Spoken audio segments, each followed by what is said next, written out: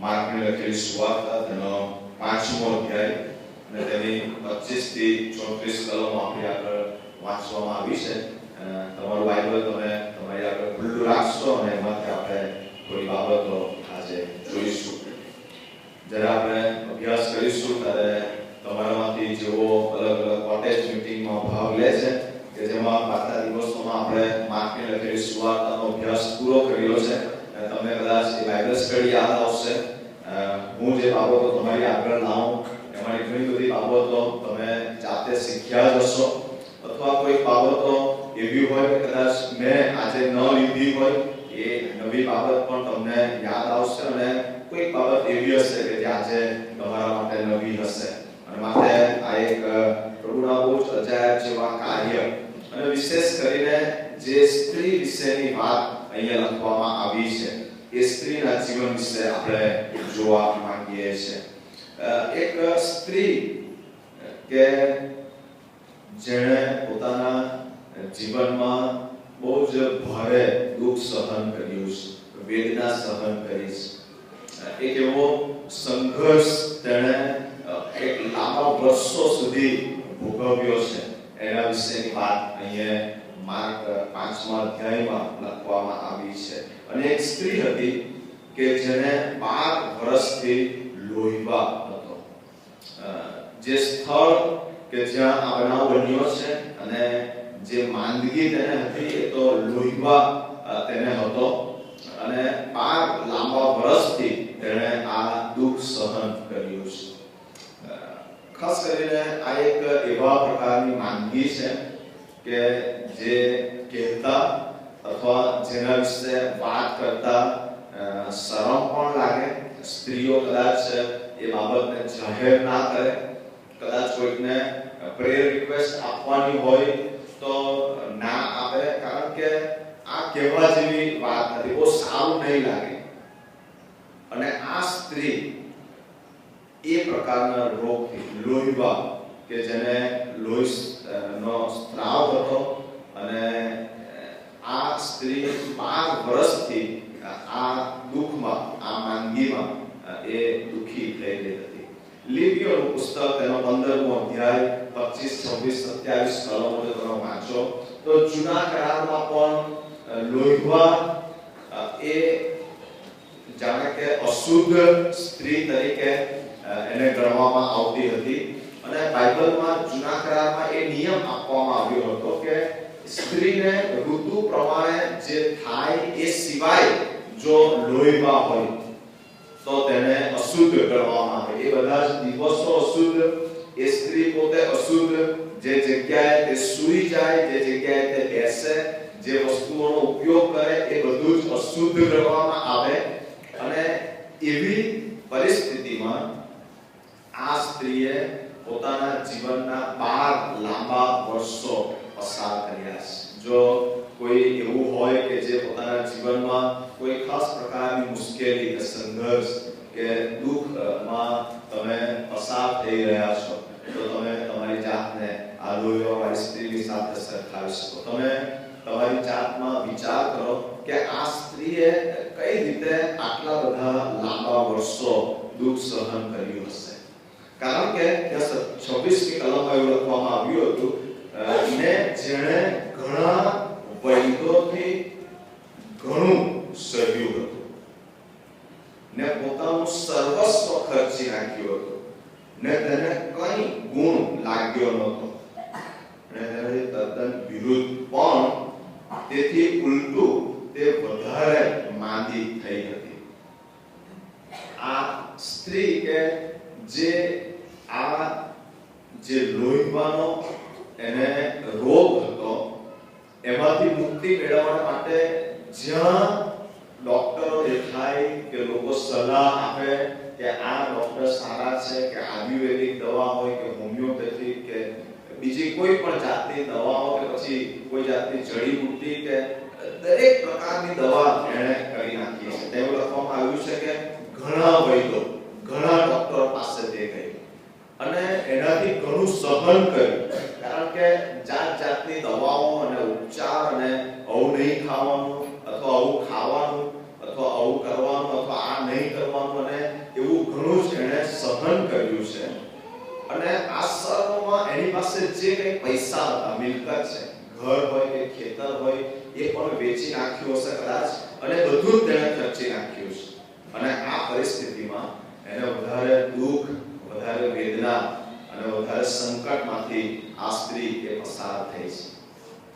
અને એટલા માટે થયું છે કારણ કે આ બધા સમયોમાં તેને હજુ સુધી ઈસુની ઓળખ થઈ નથી. અને માટે ઈસુથી અલગ રહેવું એ શું છે એ આ સ્ત્રીને બરાબર પછીથી ખબર પડી. કારણ કે એણે જાણ્યું નહોતું કે ખ્રિસ્ત કોણ છે. અને આટલી બધી વેદના, આટલું બધું દુઃખ એ શરમ અનુભવતી હશે, ખર્ચાયેલી હશે, કોઈની આગળ કહી શકતી નથી. કોઈ પૂછે કે ભાઈ કેમ આવી પરિસ્થિતિ છે, તારી તબિયત કેમ આવી છે, કે તારી પાસે પૈસા કેમ નથી, કે તું આ જગ્યાએ કેમ આવી શકતી નથી, તો એ બીજાની સાથે શેર કરી શકતી નહીં હોય. કદાચ લોકો એને મસ્કરી સમજે અથવા તો એને ઊભી ના રાખે, એને અશુદ્ધ ગણીને કાઢી મૂકે. અને બધી જ રીતે માનસિક કે શારીરિક કે આર્થિક લાગણીમાં આ સ્ત્રી એ ખલાસ થઈ ગઈ છે. અને એવા સમયોમાં એની સાથે જે બની રહ્યું છે એ 27મી કલમમાં અને બહુ અજાયબ જેવી બાબત લખવામાં આવી છે. અને જ્યારે મેં આ વાંચ્યું ત્યારે મને બહુ આનંદ થયો. અને ત્યાં લખવામાં આવ્યું છે, ઈસુ સંબંધીની વાતો સાંભળીને ભીડમાં તેની પછવાડે આવી ને તેના લુગડાને અડકી. ઈસુ વિશે સાંભળવું એ જે બાબત છે ને એમાં જે પરાક્રમ રહેલું છે. અને આ ઈસુને સાંભળ્યા પછીથી એની પાછળ જવામાં જે આશીર્વાદ રહેલો છે એ આ લોહીવાળી સ્ત્રીના જીવનમાં દર્શાવવામાં આવ્યું છે. એટલે સાંભળવાથી વિશ્વાસ ઉત્પન્ન થાય છે. આપણે જ્યારે સાંભળીએ છીએ અને માટે આ સ્ત્રીએ ઈસુ વિશેની વાત સાંભળી. હવે કોઈ મીટિંગમાં સાંભળી હશે કે પછીથી કોઈ ગ્રુપ ઊભું હશે ને ઈસુ વિશે વાત કરતું હશે, કે પછી એના કોઈ ઓળખીતાએ એને કીધું હશે, આપણે ખબર નથી, પણ somehow કોઈક રીતે એને ખબર પડી. ઈસુ વિશે જસ્ટ સાંભળ્યું છે કે ઈસુ ખ્રિસ્ત છે, મસીહા, અને એ ચમત્કાર કરે છે, એ સાચાપણું આપે છે. અને ત્યાં લખવામાં આવ્યું છે કે આ વાત સાંભળીને એ તેની પાછળ જવા લાગી. અને એણે પોતાના મનમાં એવું વિચાર્યું 28માં, કેમ કે તેણે ધાર્યું કે જો હું માત્ર તેના લુગડાને અડકું તો હું સાજી થઈ જઈશ. આ વિચાર એના મનમાં આવ્યો છે. એણે જે બાબતોને સાંભળી છે, પછી એણે અગાઉ મેં કીધું છે ઇન્ટ્રાપર્સનલ જે કોમ્યુનિકેશન છે, એણે પોતાની જાતને જ કીધું કે જો હું આવું કંઈક કરું, ખાલી ઈસુના લુગડાની કોરને હું અડકું, મને સાચાપણું મળી જશે. જો આ ઈસુ છે, જો આ મસીહા છે, જો એ ખરેખર આવું કરે છે, એના મનમાં એક વિશ્વાસ આવ્યો કે બીજું કશું જ નહીં, હવે એક જ બાબત ઈસુ. અને આ જે વિશ્વાસ છે કે એણે મનમાં નક્કી કરી નાખ્યું કે બીજું કોઈ જ નહીં, બીજો કોઈ પ્રયત્ન નહીં, કારણ કે બધા જ પ્રયત્ન થઈ શક્યા છે, બીજી કોઈ વ્યક્તિ નહીં, બીજું કંઈ જ નહીં, એક જ ઈસુ. અને બીજી જે અગત્યની બાબત કે એને પોતાની જે જરૂરિયાત છે એ એને સ્પષ્ટ ખબર હતી કે હું 12 વર્ષથી લોહીમાં પીડાઈ રહી છું, સહન કરી રહી છું, ખર્ચાઈ રહી છું, સમાજથી અલગ થઈ ગઈ છું, હું ક્યાંય નથી રહી. અને આ બાબત તેને ઈસુની પાસે થઈ. બે બાબત, ફક્ત ઈસુ અને એની પોતાની જે જરૂરિયાત છે કે મને આ જોઈએ છે. ઘણા બધા બીજા ઓપ્શન હોય છે કે આપણો પગાર બહુ સારો છે, જીવન ચાલ્યા જ કરે છે, આપણી પાસે મનોરંજનના સાધનો છે, લેપટોપ છે કે આઈપેડ છે કે ટેલિવિઝન છે કે બીજી ઘણી બધી બાબતો કે જેમાં ઈસુના આનંદની આપણને જરૂરિયાત દેખાતી નથી. We don't need Christ. અને માટે આપણે ઈસુની પાસે એ રીતે જતા નથી.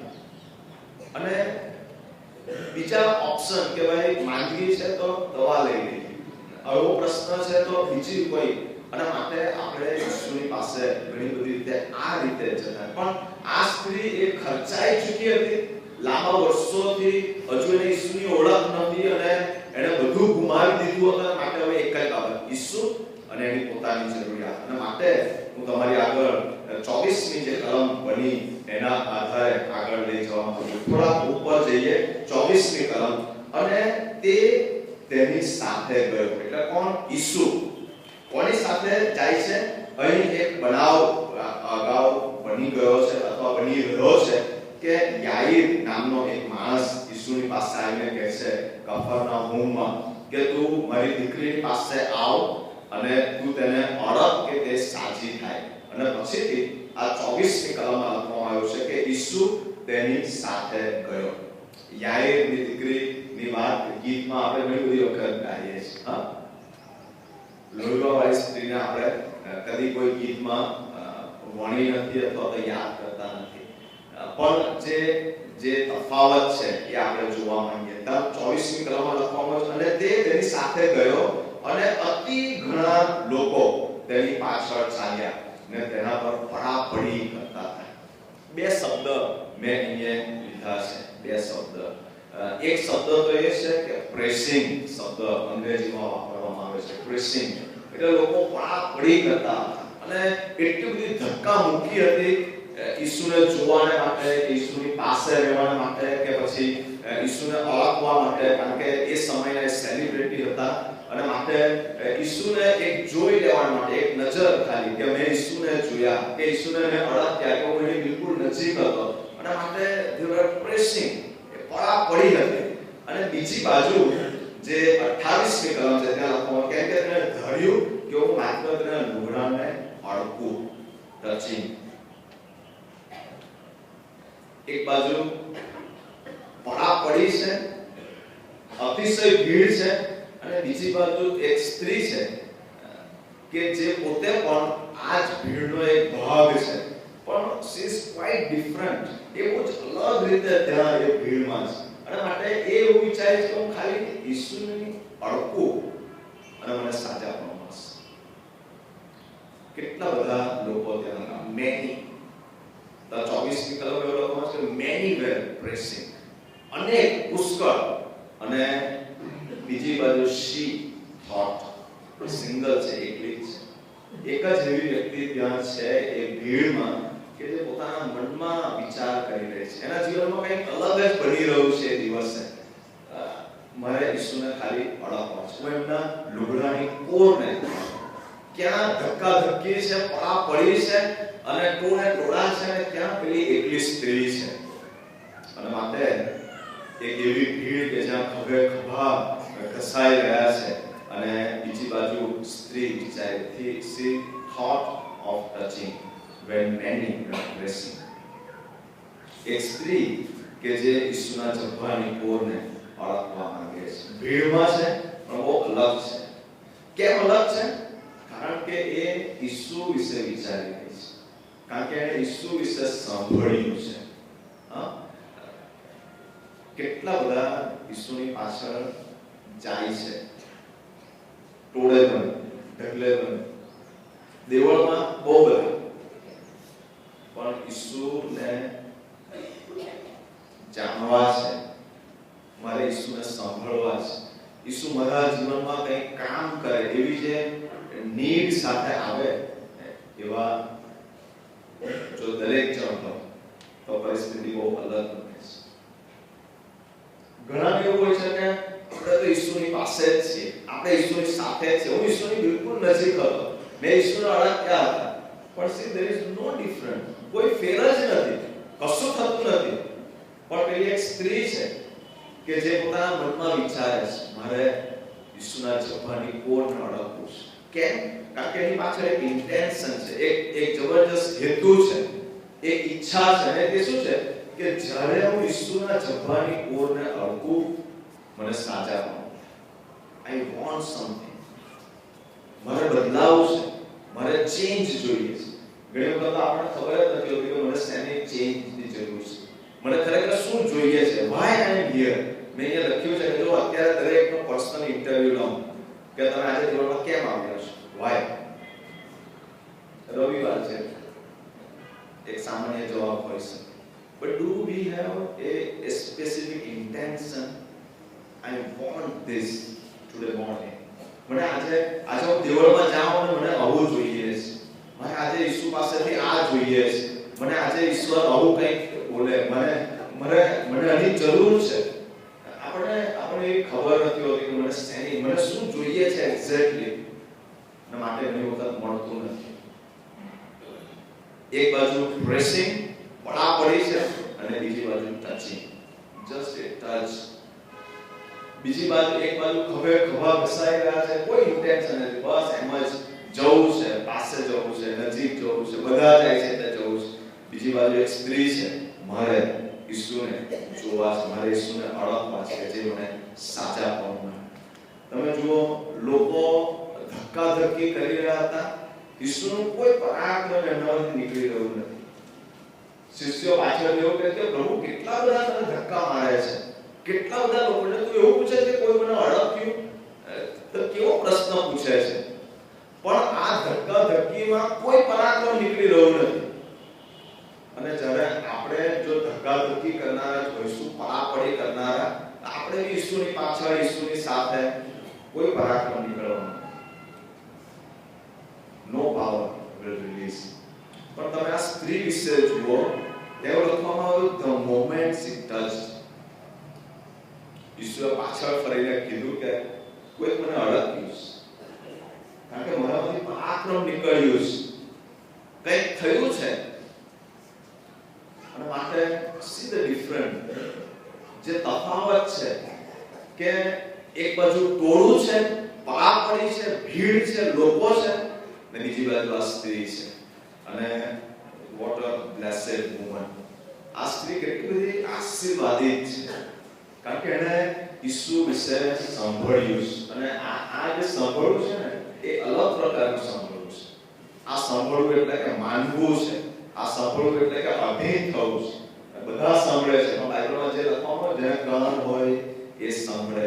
એનો મતલબ કે જે અભિન થવા તૈયાર હોય એ આ પ્રમાણે કરે ને આશીર્વાદ પામે. આ સ્ત્રીએ એવું કર્યું, એણે ઈસુ વિશે સાંભળ્યું, અભિન થઈ, મારે ઈસુના જમવાની કોરને અડકવું છે, અને અડકી અને કોઈ અછાયા જેવું કાર્ય થયું. અને માટે અર્થ વગરની પડાપડી એ કોઈ કામ કરનાર, ગમે એટલા નજીક હોઈશું, પણ જ્યાં સુધી મને શું જોઈએ છે, હું શા માટે પડાપડી કરી રહ્યો એ જ ખબર નથી, તો કશું મળવાનું નથી. દોડીશું, ભાગીશું, પડાપડી કરીશું અને બધું જ કરીશું, પણ મને કશું નહીં મળે. ખાલી હાથે જઈશ, ખાલી હાથે પાછો આવીશ. અને માટે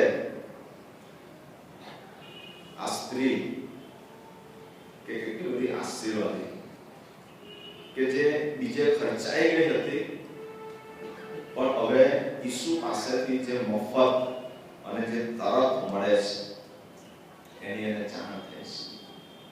ઘણી બધી વખત આપણે પણ બીજે ખર્ચાઈ ગયા હોઈએ છીએ, પણ ઈસુ પાસેથી જે મફત, જે તરત મળે છે એની આપણને જાણ સુદ્ધા હોતી નથી. આપણે કંઈક એવા જીવનમાં દોડ્યા કરીએ છીએ કે આપણને ખબર જ હોતી નથી. હું તમારી આગળ એક બાબત કહેવા માંગુ છું કે સ્ત્રીના જીવનમાં આ વિશ્વાસ ક્યાંથી આવ્યો હશે, કઈ રીતે એને આ વિશ્વાસ આવ્યો, અને એ વિશ્વાસ તો એને આ લાંબા 12 વર્ષો દરમિયાનના અનુભવ પરથી એને ખબર પડી. આપણે જીવનમાં એટલા બધા આશીર્વાદો મેળવ્યા છે, અને આશીર્વાદોમાં જાણે કે પ્રભુ આપતા જ રહેશે એવી એક સમજણ સાથે આપણે એક ભીડ બની ગયા હોઈએ છીએ કે જ્યાં આપણે હવે મળ્યા જ કરવાનું છે એવું સમજીને ચાલ્યા કરીએ. જ્યારે આ સ્ત્રી એને બીજા હવે કોઈ રસ્તા બાકી જ રહ્યા નથી એમ સમજીને એ પ્રભુની પાસે આવી. બીજે ઘરે જઈને દુઃખી થઈને છેલ્લે ઈસુ પાસે આવીએ એવું નહીં, પણ દુઃખી થયા વગર ખ્રિસ્ત જ કરી શકશે અને બીજો કોઈ રસ્તો છે જ નહીં. બીજે જવાથી કે પ્રયત્ન કરવાથી જવાબ મળશે નહીં, એવો એક વિશ્વાસ આ સ્ત્રીના જીવનમાં આવ્યો. અને એ તો એ રીતના કે એણે નક્કી કરી નાખ્યું કે બીજો કોઈ માર્ગ હવે નથી, ફક્ત ખ્રિસ્ત યહોવા જ મારો જીવતો પ્રભુ તમને ખબર છે શાદ્રાક, મેશાક, અબેદનગો એ લોકોએ બીજા કોઈ વિકલ્પ વિચાર્યા જ નહોતા. નો એની ઓપ્શન. એક જ બાબત કે અમે મૂર્તિને પગે લાગીશું નહીં. તમારે અમને મારી નાખવા હોય તો મારી નાખો, અમારો ઈશ્વર અમને બચાવવાના માટે શક્તિમાન છે. અને જો ના પણ બચાવે તો પણ વાંધો નહીં, પણ એક જ બાબત, અમારો જીવતો દેવ યહોવા. અને આ જે વિશ્વાસ છે, આ જે સમજણ છે, આપણે કેટલી બધી વખત આનંદને માટે, જરૂરિયાતોને માટે, બીજી ઘણી બધી બાબતોને માટે ખ્રિસ્ત સિવાય બીજા ફાંફા મારીએ છીએ, બીજા ઓપ્શન આપણે વિચારીએ છીએ. આ રીતે પણ થઈ શકે છે, આ રીતે પણ થઈ શકે છે. આપણી પાસે શાદ્રાક, મેશાક, અબેદનગો અને આ લોહીવાળી સ્ત્રી જેવો એક વિશ્વાસ, એક સમજણ નથી હોતી કે ફક્ત ખ્રિસ્ત જીવતો દેવ યહોવા જ, બીજો કોઈ ઓપ્શન શાદ્રાક, મેશાક, અબેદનગોએ કદી વિચાર્યો જ નહીં કે આવું કરીને પછીથી એક ટેકનિક કે આવો માર્ગ કે આવું સોલ્યુશન. નો સોલ્યુશન. એક જ બાબત, અમે આ નથી કરવાના. અમારો ઈશ્વર અમને બચાવવા માટે શક્તિમાન છે, અને જો ના પણ બચાવે ડઝન્ટ મેટર, કોઈ વાંધો નહીં, અમે મરી જવા માટે થઈ ગયા છે. અને તેઓને અગ્નિ ભઠ્ઠીમાં નાખી દેવામાં આવ્યા. અને રાજા ઉભો થઈ ગયો. આભાર સ્તુતિની મીટિંગમાં મેં અહીંયા આ બાબત લીધી હતી. રાજા ઉભો થઈ ગયો અને પછી મેં જણાવ્યું હતું કે રાજાના સ્ટેટમેન્ટ બદલાઈ ગયા, આખી પરિસ્થિતિ બદલાઈ ગઈ, શાદ્રાક, મેશાક, અબેદનગોની ઓળખ બદલાઈ ગઈ, જીવતા દેવ યહોવા વિશેની સમજણ બદલાઈ ગઈ. એવરીથિંગ વેર ચેન્જ. કારણ કે શાદ્રાક, મેશાક, અબેદનગોએ એક સિંગલ માઇન્ડેડ કે યહોવા સિવાય કશું જ નહીં. અને તમે દાનિયેલ વિશે વિચારો તો સેમ એ જ બાબત, સિંહોના બીડમાં નાખી દેવામાં આવે. પણ પ્રાર્થના વગર નહીં ચાલે. એના માટે બીજા કોઈ પણ માર્ગ વિચાર્યા વગર જો આપણે આપણા હૃદયો અને મનોમાં કે ફક્ત જીવતા ઈશ્વર મારા તારણહાર, અને તો જ આપણે પ્રભુ માટે જીવી શકીશું. માટે મેં એવું લખ્યું છે કે આપણે આવી રીતના ક્યારે પ્રભુ પાસે આવીશું. આ સ્ત્રીને તો પ્રભુની ઓળખ નથી, આપણે તો પ્રભુની ઓળખ થઈ છે. બધું ખર્ચાઈ ગયા પછીથી પ્રભુ પાસે આવીશું. સભા શિક્ષક 12 ને એવું કહે છે કે માઠા દિવસો આવ્યા પહેલા તારા સર્જનહારનું સ્મરણ કર. એવા દિવસો કે જ્યારે તું એમ કે મને કઈ સુખ નથી, એ આવ્યા પહેલા તું તારા સર્જનહારનું સ્મરણ કર. અને જે પરિસ્થિતિ ત્યાં બની, ઇટ્સ અમેઝિંગ. બહુ અજાયબ જેવી છે. અને 29મી કલમમાં જે બન્યું છે, માર્ક 5 અને 29, અને તત્કાળ તેનો રક્તસ્રાવ બંધ થઈ ગયો. What a miracle. તત્કાળ, immediately, the moment she touched, એનો રક્તસ્રાવ બંધ થઈ ગયો. અને બાઇબલ એવું લખે છે કે તેને શરીરમાં એવું લાગ્યું કે હું તરતથી સાજી થઈ છું. તેને એવું લાગ્યું કે હું તરતથી સાજી થઈ છું. અને માટે તાત્કાલિક એને શરીરમાં સાજાપણું મળ્યું. અને 30મી કલમ, અને મારામાંથી પરાક્રમ નીકળ્યું છે એવું તેને માલુમ પડવાથી ઈશ્વરે તરત લોકોની ભીડમાં પાછા થઈને કહ્યું કે મારા લુગડાને કોણ અડક્યું, મારા લુગડાને કોણ અડક્યું. મેં અહીંયા બે બાબત લખી છે. હવે અહીંયા સ્ક્રીન ઉપર હશે કે નહીં, પણ સ્ત્રીને પણ ખબર પડી કે હું સાજી થઈ છું, અને ઈસુને પણ ખબર પડી કે મારામાંથી પરાક્રમ નીકળ્યું છે. આ વન વે નથી, વન સાઇડેડ લવ એવું કશું નથી. બંનેને હું ખ્રિસ્તનો છું, પણ સાથે ખ્રિસ્ત પણ એવું કહે છે કે આ મારો છે. એ વિશ્વાસનું જીવન મારું ને તમારું હોવું છે. હું એકલો કયા કરું તો હું પ્રભુનો છું ને, હું તો ખ્રિસ્તી છું ને, વિશ્વાસી છું ને, હું આ કામ કરું છું, અને પ્રભુ મને એવું કહે કે હું તને ઓળખતો પણ નથી. આ એવું જીવન નથી. બહુ જ અજાયબ રીતે આજે વહેલી સવારે જ્યારે હું આ વાંચતો હતો ફરી ત્યારે બહુ મને નવાઈ લાગી. સ્ત્રીને ખબર પડી કે તત્કાળ રક્તસ્રાવ બંધ થયો છે.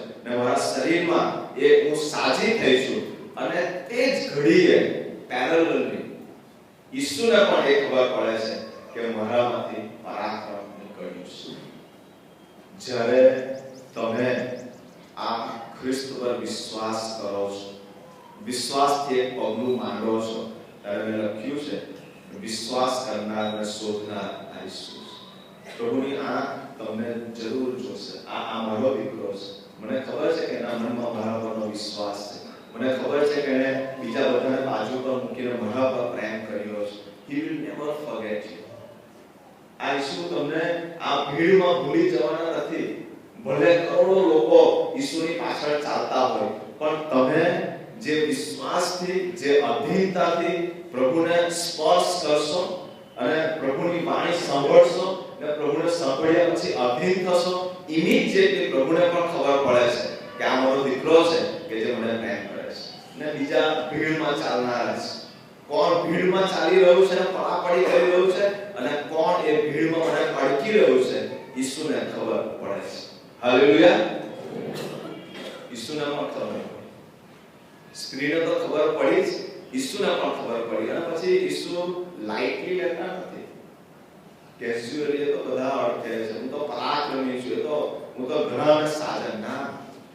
He take it very personally. એને કેટલું બધું ઇમ્પોર્ટન્સ આપે છે. મને કોઈકે અડક્યો છે, મારાથી પરાક્રમ નીકળ્યો છે. પ્રભુ એ વ્યક્તિને શોધી રહી છે કે જે પ્રભુ પર આવો વિશ્વાસ કરે છે, પ્રભુની પાછળ ચાલે, પ્રભુને અડકવાની ઈચ્છા રાખે છે, જે મનોમન એવું નક્કી કરે છે કે મારે પ્રભુ પાસેથી જ સાજાપણું જોઈએ છે. અને માટે પ્રભુએ એ વ્યક્તિને બહાર ખેંચી કાઢ્યો, એને એક સ્થાન આપ્યું, એક માન આપ્યું. અને માટે બીજી કોઈ અગત્યની બાબત મેં લખી છે કે it was her testimony. પછીથી એ તેની સાક્ષી બની ગઈ અને એ સાક્ષી સ્વરૂપે એ બહાર આવી. તમે જુઓ 31મી કલમ. અને તેના શિષ્યોએ તેને કહ્યું કે તું જુએ છે કે ઘણા લોકો તારા પર પડાપડી કરે છે, અને શું તું એમ કહે છે કે મને કોણ અડક્યું? બહુ સરપ્રાઈઝ લાગી છે એમને કે ઈસુ આજે કેમ આવી વાત કરે છે, આટલા બધા લોકો પડાપડી કરે છે. જો હું અહીંયા ખાલી એવો પ્રશ્ન પૂછું કે શું આ દેવળમાં કોઈ આવ્યું છે, તો તમને એમ થાય કે આ આવો પ્રશ્ન કેવો પૂછે છે, કારણ કે ઘણા આવ્યા છે, અનેક ઘણા. અને માટે ઈસુએ એવો પ્રશ્ન, કોઈ કે મને સ્પર્શ કર્યો છે, મને કોઈ અડક્યું છે. અને માટે હજુ એમની શોધ ચાલુ છે. તમે જુઓ 32મી કલમમાં. અને જેણે એ કામ કર્યું હતું તેને જોવા સારું તેણે આસપાસ નજર કરી. He was looking, he was searching. પ્રભુ એ વ્યક્તિને શોધી રહ્યા છે. તમારા વિશ્વાસની ઈસુ કિંમત કરે છે. He value your faith. પ્રભુ જાણે છે કે તમે મારા પર વિશ્વાસ કર્યો છે. 12 વર્ષથી લોહીમાં દુખી થયેલી, ખર્ચાઈ ગયેલી, જેણે કદાચ ઈસુની આગળ ફરિયાદ કરી હોતે કે તમે કેવા ઈશ્વર છો, કેમ મારા જીવનમાં દુઃખ આપ્યું, શા માટે હું આટલી બધી ખલાસ થઈ ગઈ, કેમ મને મળતું નથી. 12 વર્ષ. પણ એની જગ્યાએ એણે સાંભળ્યું અને વિશ્વાસ કર્યો, એણે નક્કી કર્યું, એણે સ્પર્શ કર્યો, સાજાપણું મેળવ્યું. ઈસુ આ સ્ત્રીના વિશ્વાસની કિંમત કરી રહ્યા છે, કારણ કે પ્રભુ તેને મૂલ્યવાન ગણે છે. You are so precious. તમારો વિશ્વાસ એને પ્રભુ કિંમતી ગણે છે, અને વિશ્વાસ કરનારાઓને પ્રભુ શોધી રહ્યો છે. અને માટે ત્યાં ઈસુએ જ્યારે કીધું 33મી કલમમાં, અને તેને જે થયું તે જાણીને તે સ્ત્રીએ બીને તથા ધ્રુજીને આવી ને તેની આગળ પડી ને તેણે બધું સાચે સાચું કહી દીધું. It was a confession, and more than that, it was a testimony. એને કીધું કે હા પ્રભુ, મને સાજાપણું મળ્યું છે, અત્યારે જ હું સાજી થઈ છું. અને માટે ઈસુએ એને શું કર્યું ખબર છે? શાબાશી આપી. ઈસુએ એને શાબાશી આપી. 34મી કલમ. અને તેણે એટલે ઈસુએ એ સ્ત્રીને કહ્યું, દીકરી, તારા વિશ્વાસે તને બચાવી છે, શાંતિથી જા, અને તારા દર્દથી સાજી થઈ છે. થાક જે શબ્દ છે એ અત્યારે થાક ચાલુ વર્તમાન કાળમાં એ રીતના નથી, અથવા તો હવે પછીથી થાક કરવા માટે એ સેન્સમાં નથી, પણ તું તારા દર્દથી સાજી થઈને અહીંયાથી જઈ રહી છે, એ અર્થમાં ત્યાં વાપરવામાં આવ્યું છે કે તું સાજી થઈને એક સાજી વ્યક્તિ તરીકે અહીંયાથી તું જઈ રહી છે. માટે હાલો આ એક વિશ્વાસની ગાથા છે. આ એક ચમત્કારને અનુભવવાના જીવનની વાત છે. એના માટે હું તમારી આગળ એક પ્રશ્ન પૂછવા માંગુ છું. તમે ભીડમાંના એક છો કે પછી પેલી એક સ્ત્રી છો? તમે કોણ છો? ભીડમાંના ઘણી બધી એ ભીડમાંના એક છો કે પેલી એક સ્ત્રી છો કે જેણે ઈસુ પર વિશ્વાસ કર્યો? What a faith, what a miracle. અને ઈસુ એના વિશ્વાસને કેટલો બધો કિંમતી ગણે છે. પ્રભુની આંખ આવા વિશ્વાસથી શોધી રહી છે. જેવું કહેતી હોય કે બીજું કશું જ નહીં, ફક્ત ઈસુ અને એ વિશ્વાસ. માટે બીજી એક અગત્ય વસ્તુ, તમને તમારી જરૂરિયાતની જાણ છે? શું મને ખબર છે કે મને શું જોઈએ છે, મારામાં શેની કમી છે, અને એ લઈને હું પ્રભુની પાસે આવું કે જ્યારે ઇમિડિયેટલી મને મળી જાય? કે પછીથી હું કદી વિચાર જ નથી કરતો કે મને ઈસુ પાસે શું જોઈએ છે? ખોરાક છે, નોકરી છે, પગાર છે, ઘર છે, કુટુંબ છે, તંદુરસ્ત, બધું છે, હવે શું જોઈએ? કશું નહીં. કે પછીથી મને જોઈએ છે, મને કોઈ પાપમાંથી મુક્તિ જોઈએ છે, કોઈ બંધનમાંથી છુટકારો જોઈએ છે, હું જે કોઈ બાબતમાં મારામાં ગિલ્ટ છે, કોઈ પ્રકારમાં હું દોષની લાગણી અનુભવું છું, કોઈ એવી લાગણી છે કે તેમાંથી મને છુટકારો જોઈએ છે, મને જોઈએ છે. અને જો એ જરૂરિયાતની મને જાણ છે, પ્રભુ આપણને પૂરું પાડશે. ખ્રિસ્ત વગર આપણે કેટલા બધા અધૂરા છીએ એની શું આપણને જાણ છે. અને આજે આપણે પ્રાર્થનાઓ પ્રભુની આગળ નોંધવાના આપીએ છીએ. વર્ષનો આ છેલ્લો રવિવાર છે. 2016માં આપણે આગળ જઈએ તે અગાઉ પ્રભુને કહીએ, પ્રભુ તમારા પર આવો વિશ્વાસ કરવા માંગુ છું. ભીડમાંની એક વ્યક્તિ નહીં, પણ પેલી એક સ્ત્રી કે જે બહુ અલગ હતી, જેણે સાંભળ્યું અને વિશ્વાસ કર્યો હતો, મારે એવા બનવું છે. પ્રાર્થના બનીએ, પ્રભુની આગળ બનીએ. આપણે પડાપડી કરનાર એ લોકો અને બીજી બાજુ સ્પર્શ કરનાર એ સ્ત્રી કે જેણે ઈસુના લુગડાની કોરને ઓળખી અને સાજા પણ મેળવ્યો. બંનેને ખબર પડી. સ્ત્રીએ જાણ્યું કે હું મારા દર્દથી સાજી થઈ છું, અને ઈસુએ પાછળ ફરીને એ શોધ કરી કે કોઈક મને અડક્યું છે, કોઈક મને અડક્યું છે, આટલી ભીડમાં પણ મને અડક્યું છે. માટે આપણે પ્રભુની પાસે, પ્રભુ મને નથી ખબર પડતી કે હું આ સ્ત્રીના જેવા વિશ્વાસમાં કઈ રીતે જીવી શકું, તો પણ તમે એવો વિશ્વાસ માંગો. એ તમારી જરૂરિયાત